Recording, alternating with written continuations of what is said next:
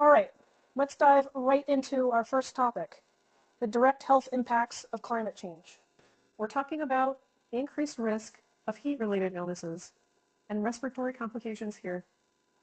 Now, when we mention heat-related illnesses, we're referring to conditions such as heat exhaustion and heat stroke.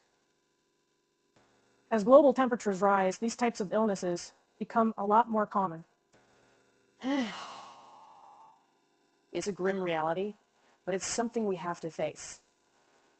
Heat exhaustion, for example, can cause symptoms like heavy sweating, rapid pulse, dizziness, fatigue, and more. In severe cases, heat stroke can occur, which is a life-threatening emergency that can cause damage to the brain, heart, and kidneys. Then, there's the issue of air quality. Climate change has been linked to increased levels of air pollution. And why is this a problem, you may ask? Well, poor air quality can lead to a host of respiratory complications.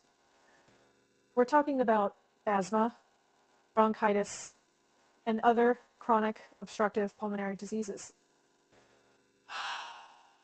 This is not just about those with pre-existing conditions either. Even healthy individuals are at risk of developing these health issues due to prolonged exposure to polluted air. And let's not forget about allergies. Increased carbon dioxide levels can lead to more potent allergens, which can exacerbate respiratory issues, particularly for allergy sufferers. It's clear that climate change isn't just an environmental issue. It's a public health crisis that directly impacts our well-being. It's more than just statistics and forecasts. It's about real people dealing with real health issues. But remember, knowledge is the first step towards action. So let's continue to learn about this pressing issue together. Moving on to our second topic now. It's about the link between climate change and the spread of infectious diseases, with a focus on vector-borne illnesses like malaria and dengue. You might be wondering, how does climate change influence the spread of diseases? Well, it's all about the environment and how changes in climate conditions can create more suitable habitats for disease-spreading vectors like mosquitoes. And when I say vectors, I mean any organism that can transmit infectious diseases between humans or from animals to humans. Let's take malaria as an example. Malaria is transmitted by the Anopheles mosquito, which thrives in warm, humid conditions. Now, with climate change causing a rise in global temperatures and altering rainfall patterns, these mosquitoes can survive and reproduce in areas they couldn't before. This means a greater risk of malaria in new regions. And that's a scary thought. The same applies to dengue fever. The Aedes mosquito, which spreads dengue, also loves warm and humid conditions. As climate change continues to make our planet warmer, there's a higher likelihood of dengue outbreaks happening more frequently and in places that haven't seen them before. It's a complex issue, really. It's not just about the spread of these diseases, but also about our capacity to control and respond to them. As climate change impacts ecosystems, it can strain public health systems and infrastructure, making it harder to prevent and treat these diseases. But remember, it's not all doom and gloom. Understanding this link between climate change and disease spread is crucial, as it can guide public health interventions and climate policy. It's another piece of the puzzle in understanding the full impact of climate change on human health. So let's keep exploring, keep learning, and keep pushing for action.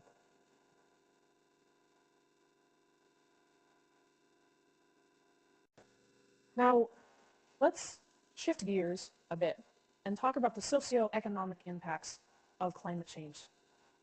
This is a massive topic encompassing changes in agricultural productivity, food security, and economic stability. Starting with agricultural productivity, climate change can lead to increased temperatures, altered rainfall patterns, and more frequent extreme weather events, such as floods and droughts. All of these factors can seriously affect crop yields. And when crop yields drop, so does the income of farmers, especially in developing countries where agriculture is a primary source of livelihood. Next, we have food security. With decreased agricultural productivity comes the risk of food shortages.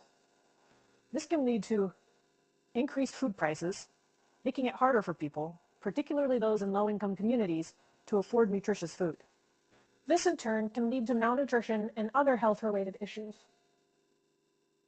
And then there's economic stability. It's not just about the agriculture sector. Climate change can impact a wide range of industries, such as tourism and fisheries, which rely heavily on specific climate conditions. Alterations in climate can disrupt these industries, leading to job losses and economic instability. It's like a domino effect, isn't it? One thing leads to another, but it's important to remember that these impacts are not evenly distributed. Vulnerable populations, such as those in developing nations or low-income communities, are often hit the hardest. That's why it's crucial to not only address climate change, but to do so in a way that is just and equitable. In the end, climate change is more than just a scientific or environmental issue. It's a social issue, an economic issue, a human rights issue. And understanding the socioeconomic impacts allows us to create better policies and strategies to mitigate them. So let's continue this conversation and keep pushing for change. Moving forward, let's turn our attention to a topic that doesn't always get the attention it deserves: the psychological and mental health impacts of climate change. Yes, you heard that right. Climate change doesn't just affect our physical health and our planet. It also impacts our minds. So, how does this all happen?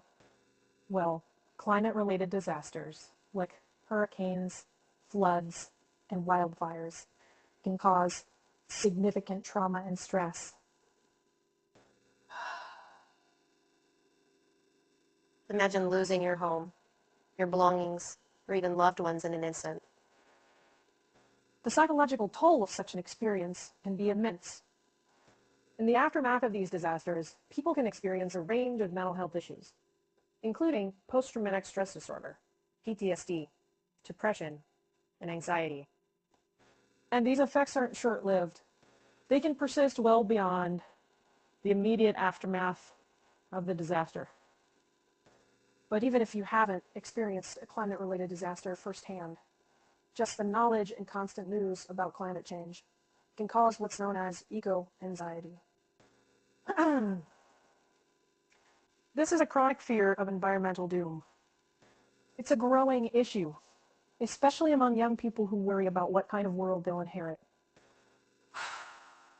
It's a heavy topic, isn't it? But it's critical that we talk about it. Mental health is just as important as physical health, and it's high time we recognize the mental toll of climate change. The good news: more and more mental health professionals are becoming aware of these issues and are working to incorporate climate-related concerns into their practice. So, despite the challenges, there is hope. We're finally beginning to recognize and address the full scope of climate change's impacts on our health. Let's continue this conversation, and more importantly, let's take action. We've now arrived at our final topic for today: the long-term consequences of climate change on human society. This includes displacement, migration, and social inequality.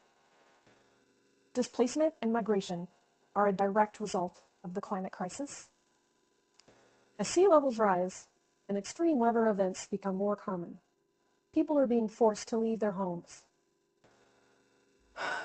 We've all seen the images of communities devastated by floods or wildfires, their homes reduced to ashes and rubble. For many, the only option is to move to seek refuge in places less affected by the changing climate. But this displacement can lead to overcrowding in urban areas, increased competition for resources, and social tension. These challenges are felt most acutely by vulnerable populations who lack the resources to adapt or relocate. And then there's the issue of social inequality. The impacts of climate change are not evenly distributed. Those who have contributed the least to the problem, predominantly low-income communities and developing nations, are often the ones who suffer the most. This unfair burden only deepens existing social inequalities. Yep. But here's the thing. Recognizing these long-term consequences isn't about creating a sense of hopelessness. Rather, it's about understanding the full scope of the problem so we can develop effective, just, and equitable solutions. Climate change isn't just an environmental issue.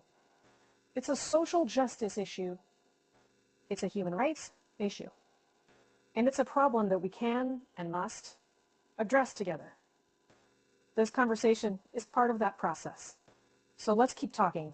Let's keep learning. And let's keep working for a better, fairer, and more sustainable future.